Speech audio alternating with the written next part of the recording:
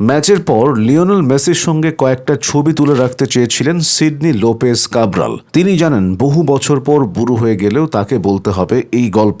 মেসির সঙ্গে খেলার অভিজ্ঞতাটা কেমন, অনেক আড্ডাতেই তার জন্য ছুটে আসবে এমন প্রশ্ন। তবু ম্যাচের আগে মেসির কথা ভেবে মাথাটা বিগড়ে ফেলতে চাননি। শুধু ম্যাচের পর ফোনে কয়েকটা স্মৃতি জমিয়ে রাখতে চেয়েছিলেন ভবিষ্যতের জন্য।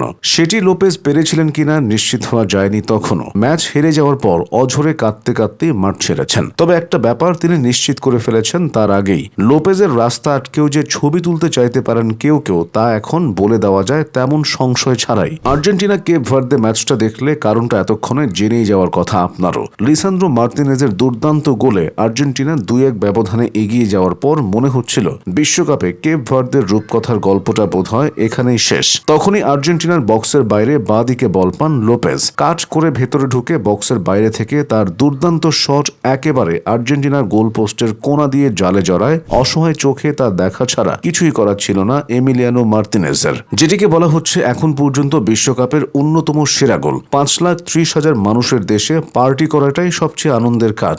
ছোট্ট জীবনটা উপভোগ করাই তাদের মন্ত্র।